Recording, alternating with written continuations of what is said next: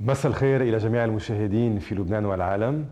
أحد أباطرة المال والأعمال والاقتصاد في العالم قاطبة، يقطن الطائرة، يجول العالم ويغزو كل الاتجاهات، صديق الملوك والرؤساء وقادة الدول، ابن عبد الله البراك الذي غادر زحلي منذ 70 عاما، يحط الليلة ولو لساعة واحدة في الوطن الذي عاش في قلبه ودمه ونبضه عبر الحب الكبير الذي غرسته الوالدة بسمة.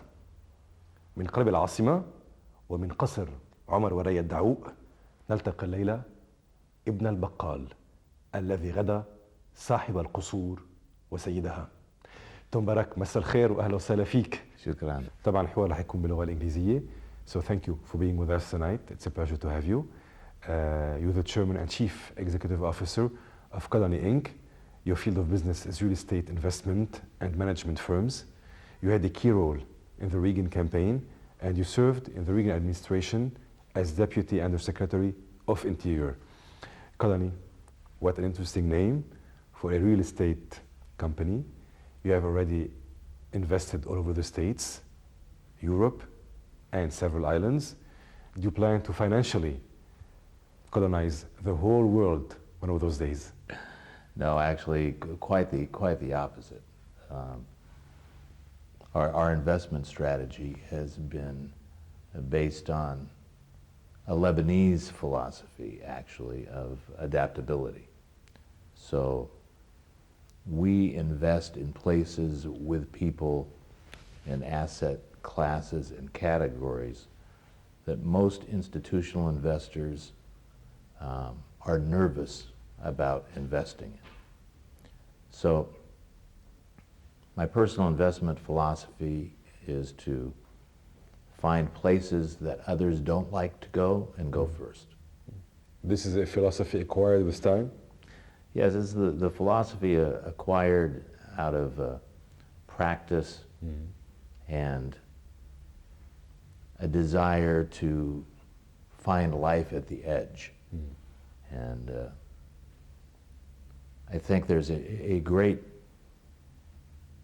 cowboy, American cowboy poet, who said that we all live life by the tune of a drummer, which beat lies just over the edge.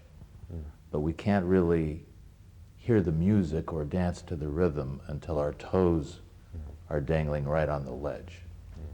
So we like to be on the ledge.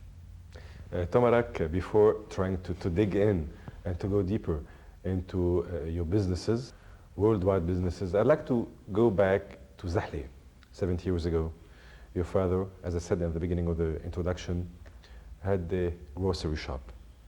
His name was Abdullah al-Barrack. What took him to the States? What were the circumstances that led him to leave Lebanon and to start a new life and establish it over there? Yeah, an amazing story, and I think our story is just one of the simple threads in a quilt, which was the fabric of Lebanon at the turn of the century, of how these young boys and young girls left their homes and their families in Lebanon at the hands of their weeping mothers, who were putting them on ships with unknown names, sailing to places of unknown identity. And Abdullah, when he left with Joseph at the age of 9 years old, was put on a ship that was intended to go to South America. And in those days, of course, no one knew whether the ships were going to South America, South Africa, or America. And he ended up coming through the Statue of Liberty in Ellis Island at the age of 9, of course knowing no one, because he was getting off the ship in the wrong place. And the rest of the story is a story of passion and love and intense desire that's typically Lebanese, of taking this young boy at 9 who in every desert would create a little oasis. In every bad situation would find something good, and who built a life for his new family as a baker from nothing in America. And I often tell my children that this is an amazing intersection of civilization, where you take the texture of a Lebanese heart, adaptability, and desire, mix it with the freedom of a place like America, and in 2 generations, my father can leave in the belly of a cargo ship going to nowhere, and I can come back in the cabin of my own airplane. Quite remarkable, quite remarkable. And the tribute, I think, is this DNA, this genealogy of Lebanese all over the world. They have a fantastic ability to create and survive. How much of your father is still living in you? It's a great question, and I hope that he continues to live and thrive inside. And as a young man, I think my experience is typical of most or many of the Lebanese immigrants. We grow up in countries outside of Lebanon always knowing that there's something in us that's different, that there's some quality, there's some characteristic, there's some drive that makes us unique. Most of us cannot work for anybody. I often joke with my friends saying, I had to be where I am because I couldn't keep a job. It was impossible to work for somebody else. And every Lebanese all over the world, when you ask them what do they do, they're a businessman. But that this flexibility of thought, of personality, of point of view is the greatest gift. And adaptability, the patience, the ferocity, the tenacity, the boldness that the Lebanese have all over the world is a gift. And I hope that I've borrowed from him those characteristics and married them with a discipline of a profession. But the part that I'm most proud of are those characteristics that I borrowed from that Lebanese pool of DNA. Did your father witness your rise? Oh, yes. My father's an incredible man that lacked the financial education and discipline, but by far was the smartest man that I've ever known. Never lost his humility, never lost his footing, never allowed me to lose my humility or footing. And as a young man said, it's really very simple. That either you're the #1 smartest person in the world at what you do, and then you can survive, or you need to be prepared and people need to like you. And if you're not prepared, and if people don't like you, you won't be successful. So it was a lesson that I early understood and that I still try and practice. Preparation in life is 95% of the battle. Barrack, when you stare at the glass, what do you see? I always see the glass as half full. I never see the glass as half empty. And what I've learned in staring at the glass is what's interesting for me is not what's in the glass. It's the process of staring at the glass. Nice answer. So it's not really the trophy but the race. It's not really the quarry but the chase. Where we all find that intersection of passion is the chase. Once we arrive at the goal, we just move the goal line further and we start again. Throughout our speech, I'm facing a very calm man. And throughout our discussion, I'm discovering somebody who's always on the go, as if I'm seeing a volcano living deep inside of you. How are you able to reconciliate those two aspects? It's an interesting perspective. My attitude, quite honestly, is that I would pay to do the job that I do. That it really is a gift. And that I have the opportunity to learn things, to meet amazing new people, the opportunity to be frustrated, the opportunity to have my expectations not met. But that passion of keeping the discipline of understanding that that is the purpose. The purpose is the adventure.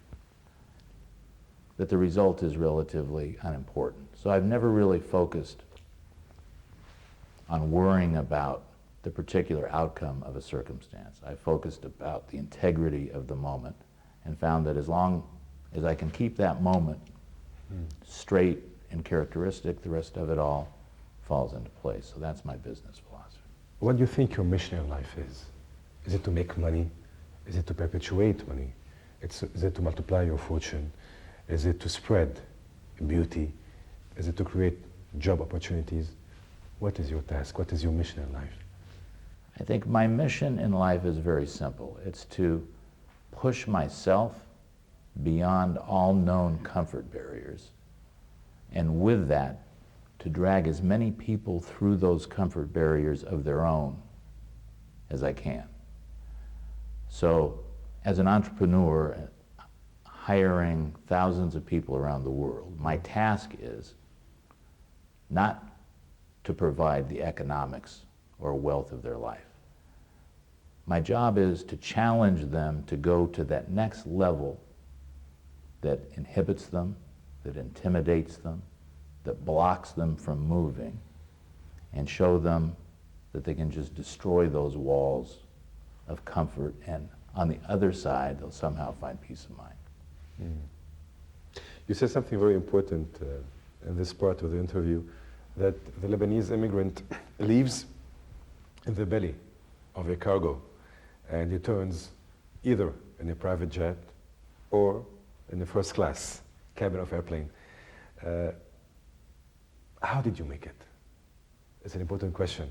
We're talking today to the giant Tom Barrack, but we'd like to go deeper and know how he made it, how he was able to build this empire, and how was he able to become what he is today. I think the simple answer is the grace of God. For all of us, really, at the end of the day, life is good fortune. But the pieces of the answer I actually see every day on the streets in Lebanon is the paradox of life. And if you go to America, if you go to Canada, if you go to places in Asia, and ask them what their view of Lebanon is, it's very confused because it's a country of paradox. And when I come here and you fly in over the lights of Tyre and Sidon and you land in Beirut, and you hear the salah going off in the mosque, and on a midday afternoon walk into La Plage, and as you pass the woman in the hijabs, have men in $3,000 Brioni suits, smoking Cohiba cigars, the most beautiful women in the world sitting around the pool, waiters who speak 5 languages and make $150 a week, businessmen that speak 7 languages and that come back to recreate on the weekends, the Christians, the Muslims, the Jews, the Palestinians, the Hezbollah, the Syrians, the Americans, this melange, this mixture of civilization, which creates a texture. And that texture inside of the Lebanese gives them this amazing cultural sixth sense. And I think that the attribute that I have that gives me a competitive advantage in a marketplace such as America and Europe is this cultural sixth sense, this ability that the Lebanese have to find the walls of civilization wherever they are. Put them in the middle of West Africa, and all of a sudden you feel a civilization. You find this cultural middleman that knows how to marry the barbaric with the future. And this is nothing any of us can take credit for. It's the DNA of 11,000 years of having the milieu and the melange of the world. I think this is the key.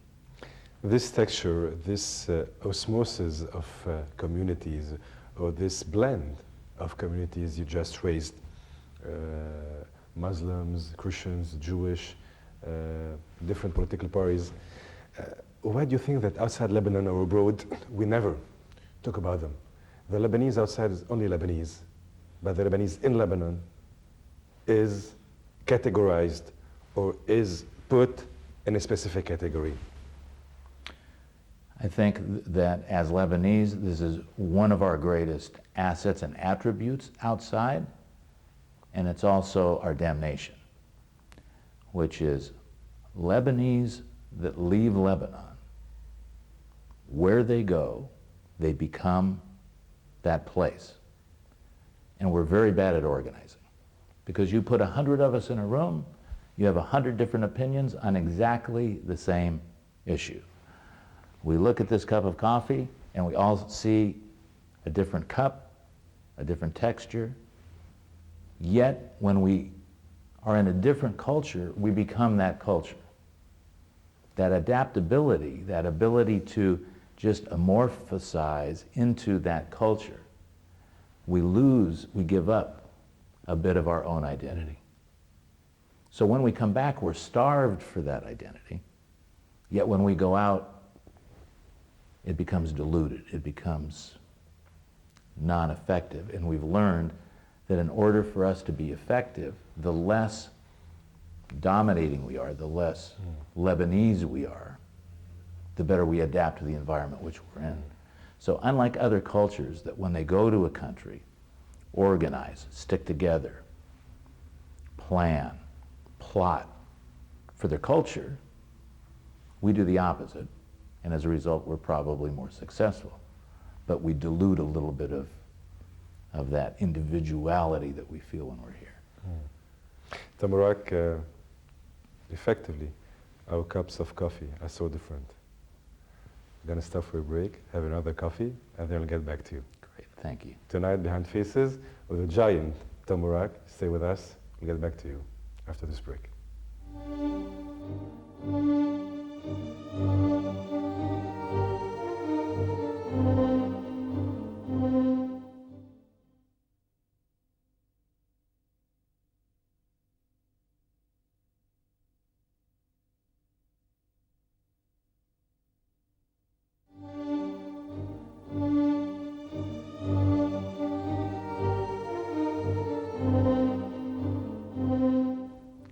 نعود لمتابعة وراء الوجوه مع ضيفنا الليلة باراك. مساء الخير مرة تانية.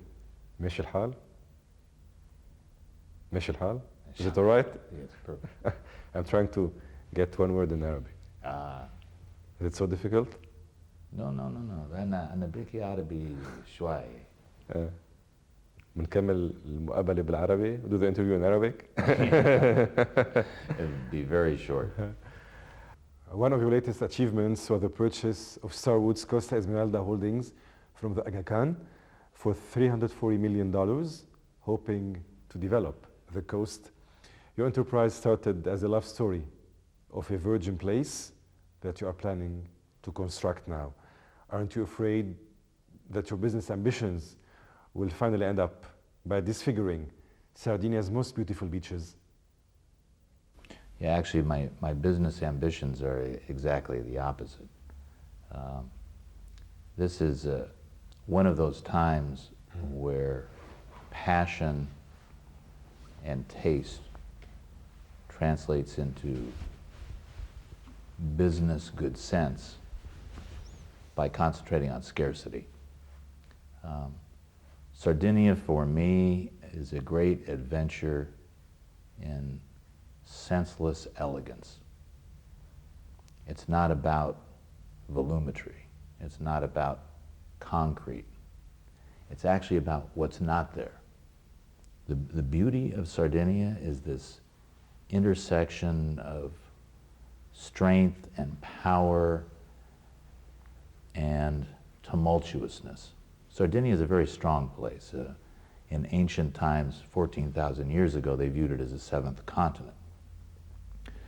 So in an average week in Sardinia, you will experience every weather condition, every wind condition, every sunset, every sunrise imaginable. And I've often analogized it to the personality of a gorgeous woman.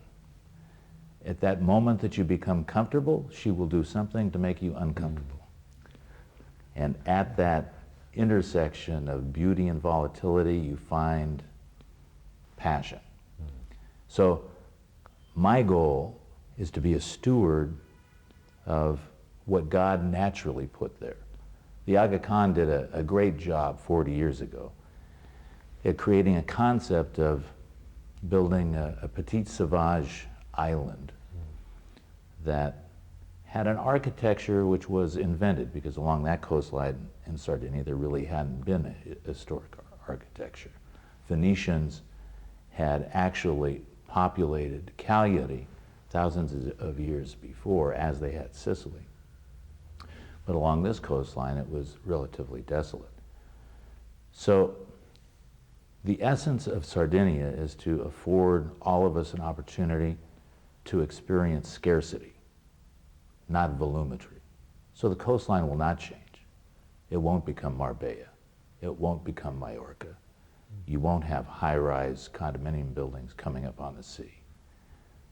I view my job as a steward in a long chain of ownership of this beautiful necklace.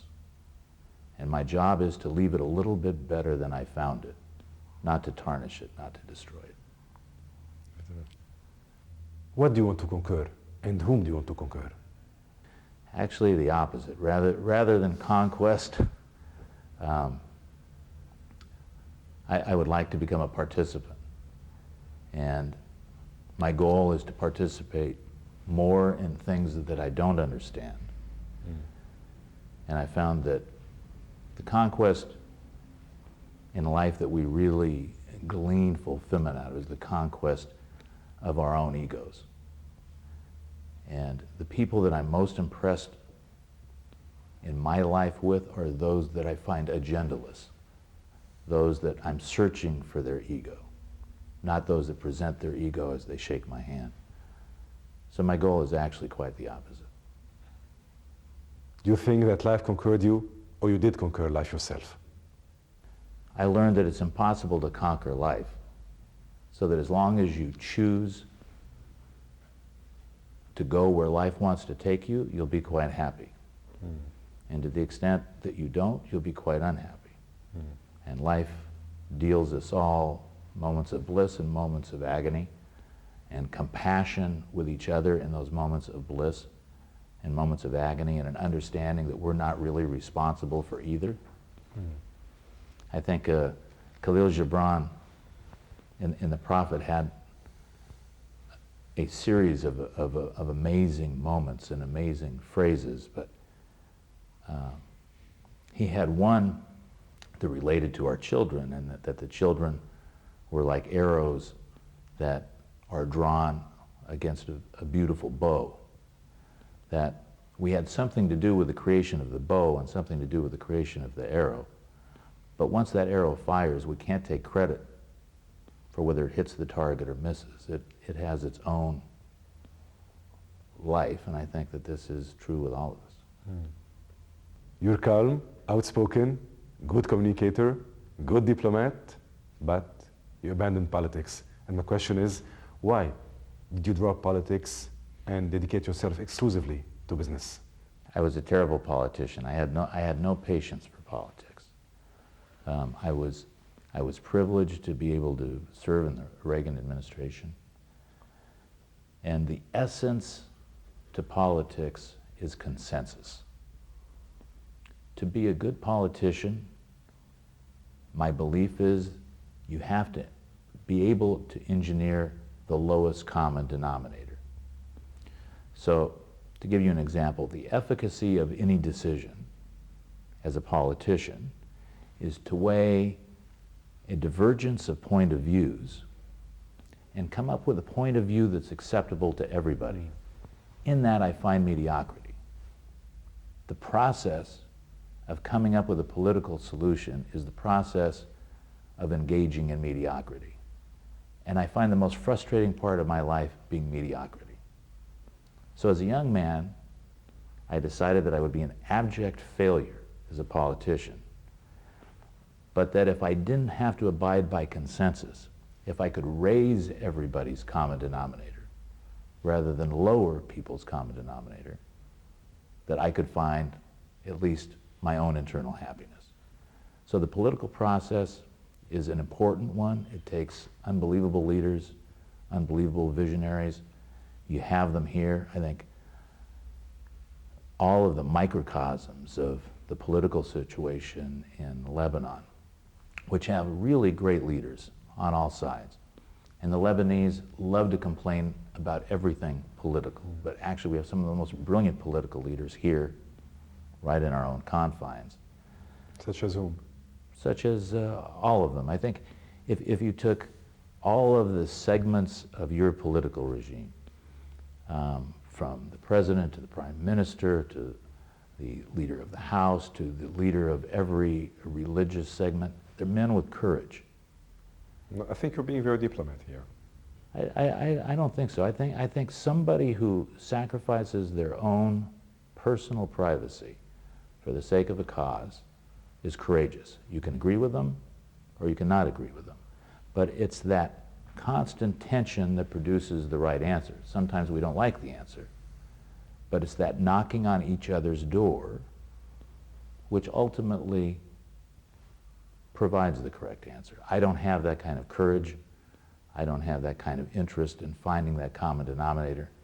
So I found that my comfort level is trying to become a visionary, creating jobs, leading lives, but doing it by raising the common denominator. But I guess when somebody's trying to defend the cause or to work for the cause, a noble one, and when he tries to use it as a tool for his own cause, I think it changes a lot. Absolutely, and I think the process eventually will erode that person's ability to lead. And consequently, do you think that big businessmen need to be in a political sphere or need a political sphere as a mean to succeed in business? Or not only to succeed, but to make the business proliferate and work more and become easier?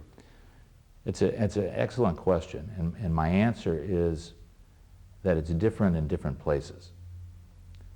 That in many third world or emerging markets, it's helpful to have a business background because the politician has a real understanding of the economic basis of what will drive that economy first. In more developed environments, in more developed countries, we find that there's professional politicians who really have no business experience. So if we took France as an example of a great professional diplomatic national political union, as a young person, if you go to Polytechnique, you will be trained in the art of being a politician. You won't be trained in the art of being a businessman. Yet in a third world environment or an emerging market nation, many of the political leaders were born out of the business environment because their exposure to the rest of the world came from business. At some point in time in the development of those places, a professional political environment ensues, and those business interests have to be separately defined, separately constrained, and separately understood, because they can always present the appearance of a conflict of interest for somebody who's been given the responsibility to lead the people. But I think that's something that happens over time. And of course, if we look around the world, it hasn't seemed to work well anywhere. Ralph Nader, who's also a Lebanese-American businessman, seems to have chosen the opposite way and never wanted to abandon politics. Do you consider you'll ever come back to this field one day? For me, no.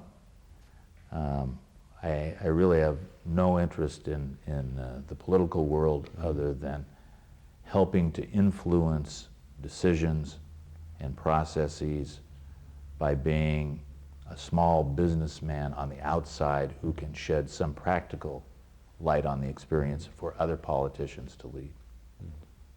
So Barrack, we're going to have another commercial break and then we'll get back to you. Thank you. Stay with us.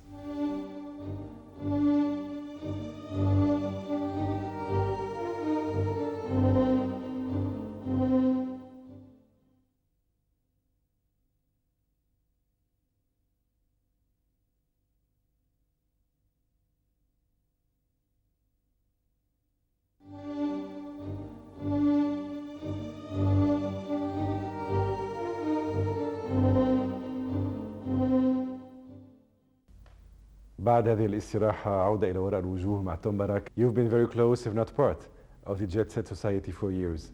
How do you look at this world? I look at it as a voyeur of life.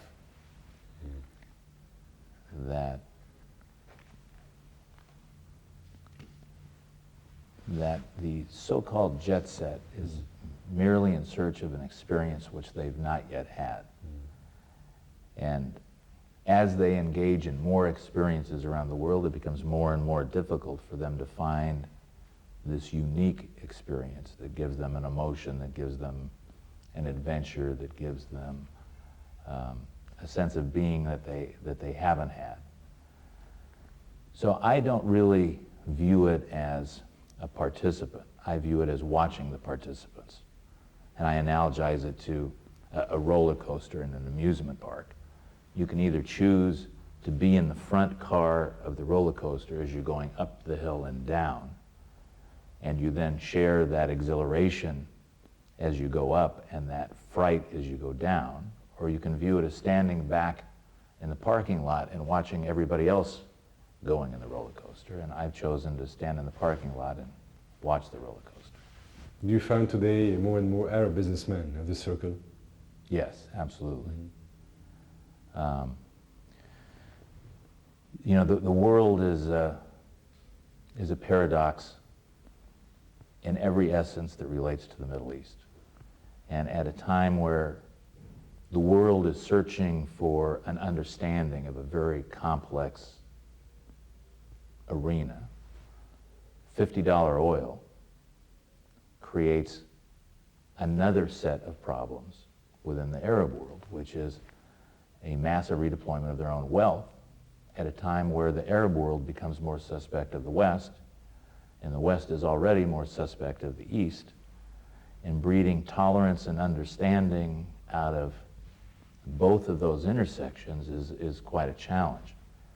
So I think that the Arab businessman, always led by a Lebanese someplace, for every $50 barrel of oil, there's $20 of that barrel being invested somewhere in the world, and some Lebanese making $2 off of that $20 someplace in the world.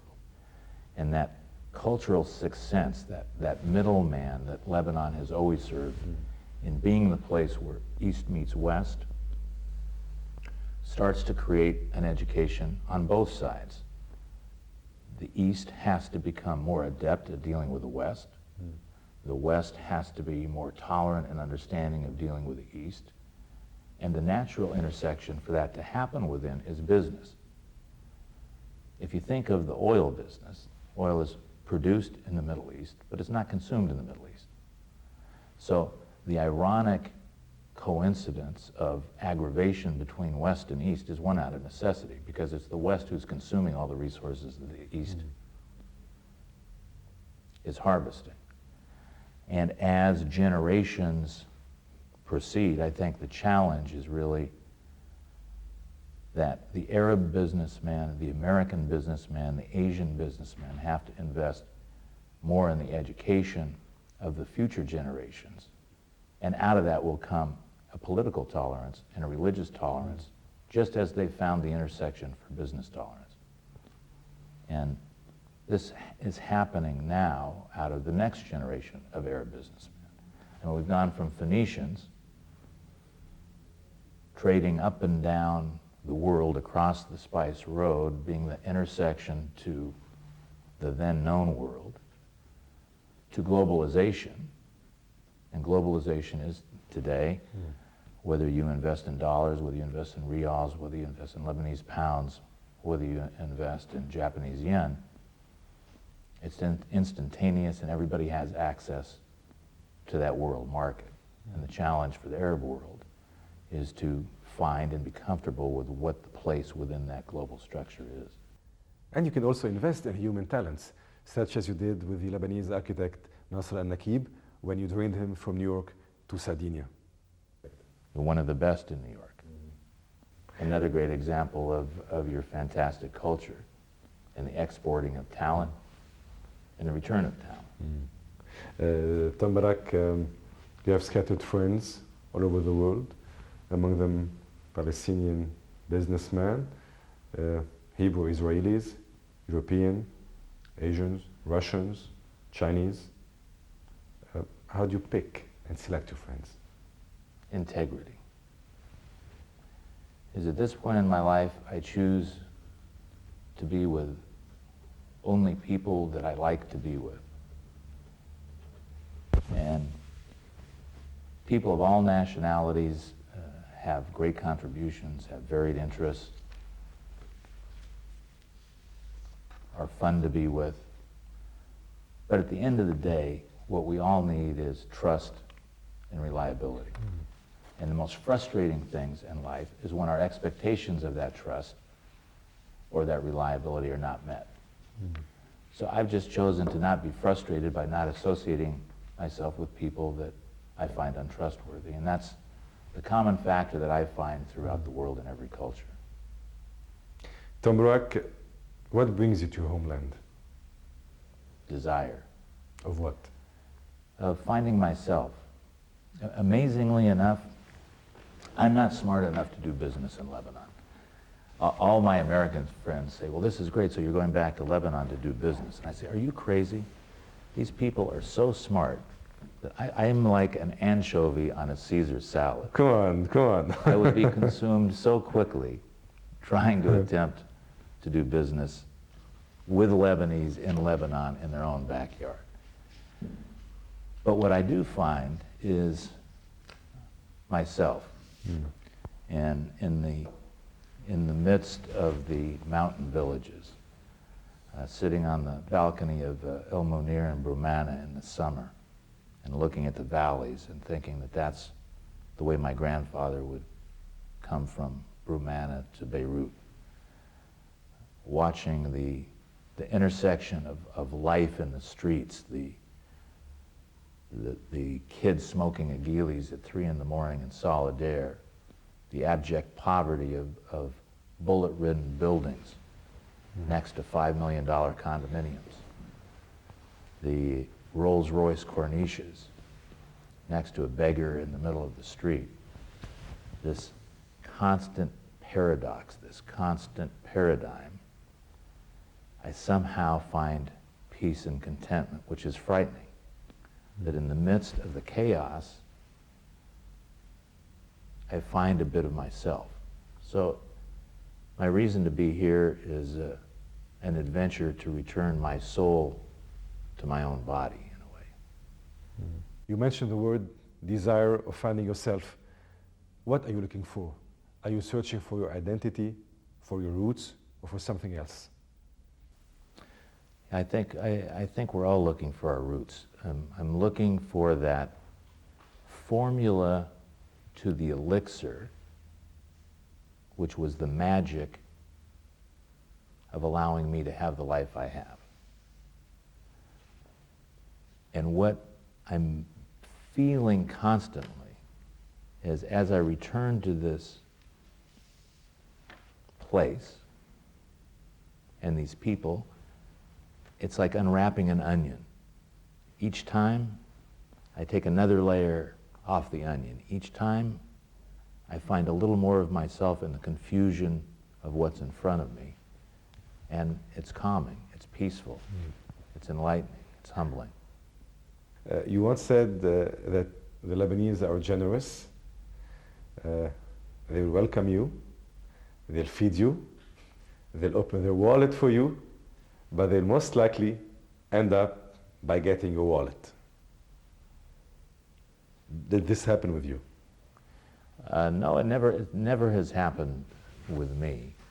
I think if you ask most international business people what their perception or what their experience at the intersection with a Lebanese businessman, we have a negative connotation.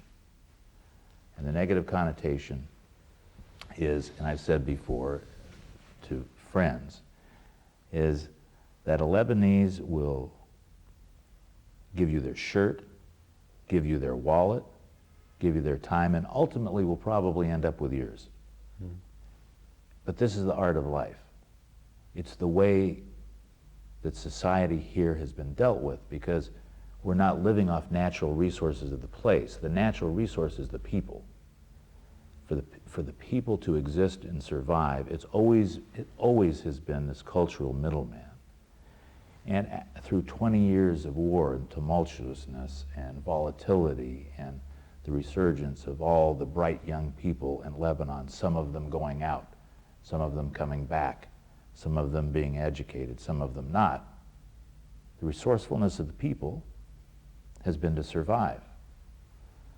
And without making an ethical or a cultural judgment, standards are different. So I think the challenge has been that business gets done differently in the Middle East than it does other places. It gets done differently in Asia. The naivete of an American businessman walking into a foreign jurisdiction and saying, I don't speak the language, I don't understand the culture, I don't understand the business practices, but I want to dictate on this culture, my way of doing business, is very naive and very presumptuous. And it's why Americans have traditionally been very bad at moving through the world doing business. So you adapt to the culture that you're in, and I just understand that the Lebanese businessmen here are very smart and they're very good in their own market. They're much smarter than me. They understand their market much better. So in a competitive sense, I have no advantage. So my advantage is to take advantage of the place, of the people, of the poetry at dinner, of the music in the evenings, of the taste of the air, even with the pollution and the grayness. I find a bit of myself, and not frustrate myself by throwing myself into a competitive environment in which I'm destined to fail. You know, through your words and speech, I'm seeing somebody who is deeply in love with Lebanon. And I'm wondering how you're able to be raised and to be fed with that love. And between brackets, you always call Lebanon Mother Lebanon. How come? It's how I feel. I think, and thanks to my parents and our culture, that when they left and went to a strange land, which was always a strange land to them. My grandfather used to always lament as he would sit on his swing in his backyard, eating kibbeh naye every Sunday and drinking arak with my father, that the blessing was that he would die in a country of freedom in which he was able to create a life for his children. And the agony was he would never know his neighbors. I never understood what he meant until I came back here. He died not knowing his neighbors on either side of his own house. When I first came to Lebanon, I went to my aunt's house and I started to understand no one would ever think of calling and saying, can I come over and have a cup of coffee? Are you home? Can I come and see you? And this ability of community and identity and ease was what he was talking about. So it never left. He had it in his heart. My father had it in his heart. And I've been given the gift of being able to rediscover a bit of it. Tom Barrack, have you tried to get your Lebanese passport? Well, I feel my Lebanese nationality is carried with me around the world by who I am and what my attitude towards the country is, and that's really the most important part of it to me. And that's how you spread it? Yeah. I spread it. When people feel a bit of Lebanese hospitality, they never forget it. They never forget it. So my contribution in spreading the word is to try and let them have an insight into who the people are, which will then give them a little scintilla of interest of trying to understand what the place is. This is all I can do. And there is also the Phoenician part in you, which reflects the Lebanese identity too. Don't you think so? Yeah, no, for sure. I often tell that to my wife when she complains that I'm never home. I said, look, our ancestors would have said, honey, I'll be home in 7 years. I'm sailing from Aleppo to Gibraltar. Call me when the children get to college, and would never take any abuse. Have you maintained close relations with the Lebanese abroad? Yes, more and more. What's very interesting is I think that there's a resurgence in the second and third generation Lebanese. If you look at the immigration of the Lebanese at the turn of the century, the first wave that left, many of them left in trauma during a difficult period of time. So they raised families with the thought that they would probably never go back. Then that second generation, which was born in those foreign countries, Australia, Brazil, Argentina, Colombia, North America, started established lives in those countries with some interest and some connection to what happened in Lebanon. Then as the war broke out and many of your youth left to go elsewhere during the interim of this war, that second generation was exposed, again, the young Lebanese who were immigrating into those markets once again, and started to get this curiosity about, what is my home? What are these roots? And I think that what you find now, as you do traveling all over the world, is these Lebanese, wherever they are, have been successful, whether they're artists, whether they're poets, whether they're business people. They've evolved in these communities, and now at this point in their life, at the end of the second generation or the beginning of the third generation, are all starting to be interested in their roots once again. So I find the sense of community amongst we immigrants who have not really experienced Lebanon to be a constant topic. And I think it's a great tribute to all of you, and it's also a resource that I think eventually can be tapped that will help Lebanon. The last break before we end up this interview with Tom Barrack. Stay with us.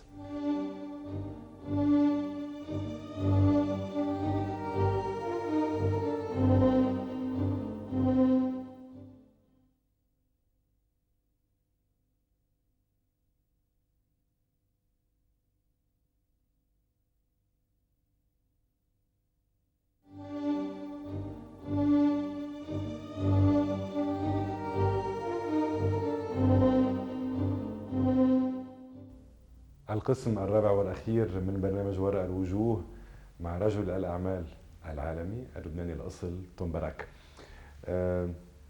A powerful man. What does he fear? Himself. Always himself.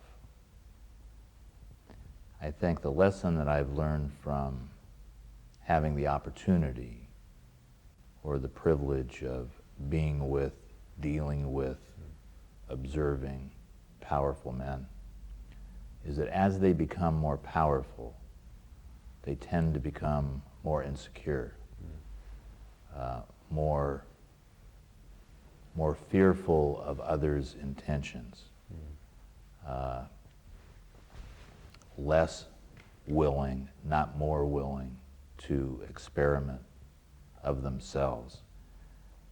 The fear that that formula of success was really luck. And every powerful person around the world, whether they admit it or not, is constantly challenged with that dilemma.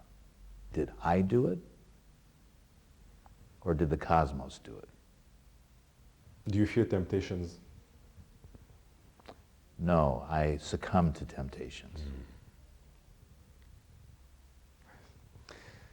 You have the power, you have the money, you have the connections, you have the faith. What do you want more?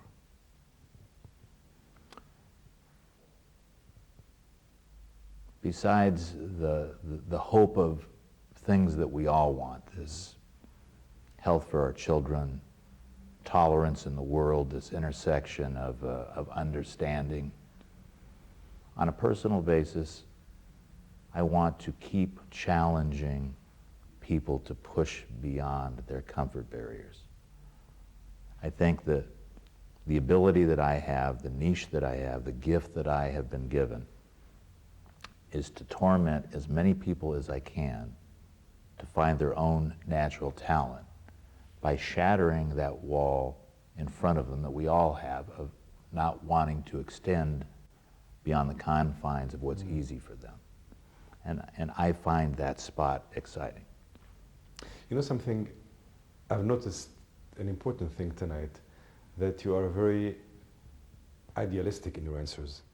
And there is a big utopia in what you're saying. When I've asked you about your success story and how you made it, you're extremely idealistic.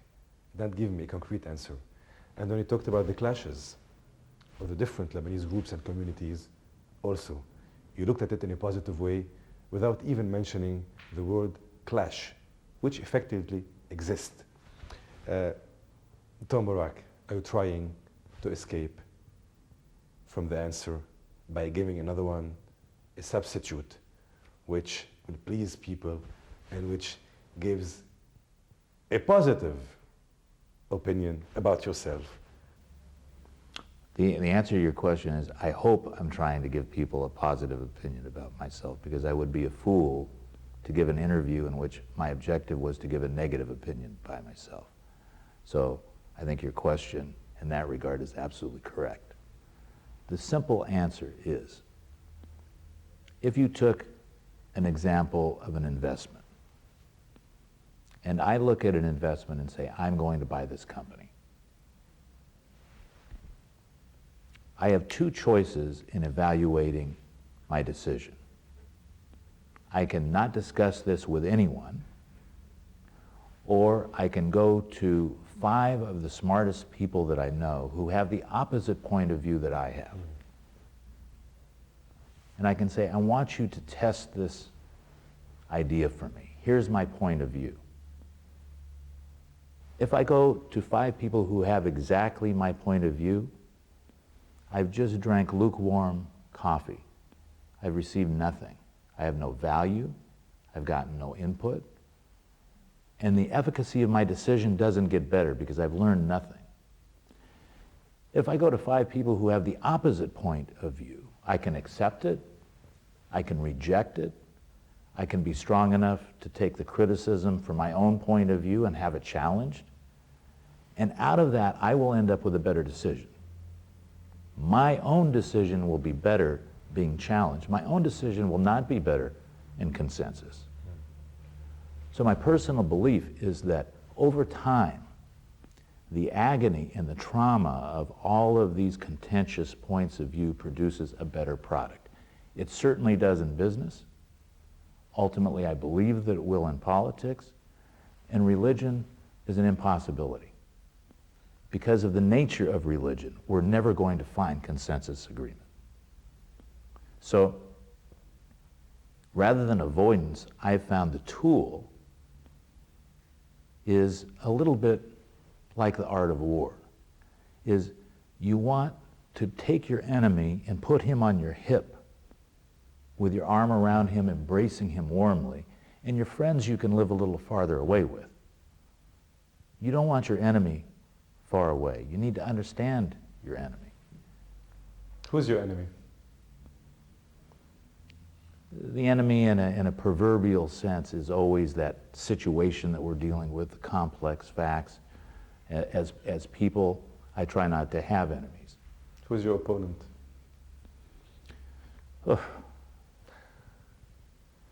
I mean, in a business sense, the opponents are a multitude. And we're in a competitive environment. So money in an efficient market finds its natural level very quickly. So the world is an opponent as far as the competitive nature for investment. I think the biggest opponent is being confused about what my own expectations are. How important is money to you? Well, the truth is, of course, money is important, so I can say that now it's not important. It's important, but it's like everything in life. I never had money as my objective, and as a consequence, money came very easily to me. I wasn't born with money. My father was a grocer. He lived an incredible life. I grew up in a very modest home, in a very modest circumstance, but I didn't realize it. But what I found is, exactly as in martial arts, exactly as in extreme sports, if you're concentrating on winning the race, you won't run the race well.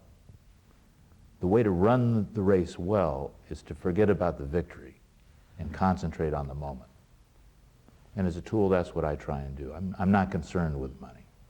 I'm concerned with money as an ingredient to say, were you successful or were you not? There's no way to escape this. There's no confusion at the end of the day. There's black and there's white. You did it or you didn't do it. Don Barrack, I think we've tried to dwell upon many different issues, but we haven't spoken about your family. I know that you have 4 kids. Yes. You have 1 daughter. Her name is Jody. Yeah. She's the only member of the family who works with you. And you have 3 boys, JR, Brett, and Nicholas. JR is 30 years old. He's into arts. Brett is 24. He's at college for the moment. And Nicholas is 8 years old. He's the youngest one. How are they raised? What do you try to feed them with? How do you try to implement in their personality? How do you try to help in shaping their personality? A combination of discipline, because discipline is the key to being able to reach down into your shoes at that moment you need help and find it. Humility. I didn't have that problem. I grew up as the son of a grocer. I had humility. My father never let me escape from having humility. My children, your children, all of our children have a different challenge. For them to understand that the shoes they're walking in are borrowed, are not theirs, I think is critical. And to follow their own passion, whatever it is, to not be a product of an insane madman father globetrotting around the world, but to find the passion that grabs them and live it flat to the floor, to consume it. And I try and teach them that the goal in life is not preserving. The goal in life is to use up every ounce of the skin on your body so that when you've died, the man looking at this body is about to bury it says, I have nothing left to work with. It's gone. This is what I hope my gift to them is. You spend 24 hours in the plane, you keep on traveling. Do you think that you succeeded as a father? Were you able to allocate time for your kids? Time in the traditional sense, no. But I think what I've succeeded in is they will know what the measure of a man is. There's no confusion in their mind who or what I am. They can like it, they can not like it, they know who I am. This is all I can do. Don Barrack, thank you for having been with us tonight. It was a pleasure to discover you and to present you to the Lebanese and Arab audience all over the world. I'd like you to end up this interview on your own way by concluding it by addressing the audience who's watching us tonight. And before that, I'd like to wish you a Merry Christmas and all the best for 2005. Number one, you're a brilliant and a gifted interviewer, and I appreciate it. And to the people, all that I would really like to say is that at a moment in which the world is challenged for a point of view, and misunderstanding succumbs us, that the Lebanese have a pulse beat all over the world that gives people a taste, a smell, a sense of what this part of the world is about. And as the only Occidental experiment in history in which diverse religious sects and cultures have lived side by side for thousands of years, thank all of you for the great example. And the immigrants like myself around the world find a bit of ourselves, our heart, our souls here. One thing is sure, this interview will be remembered for a long time. Thank you. Thank you. تصبحوا على خير وميلاد مجيد وعقبال كل سنة.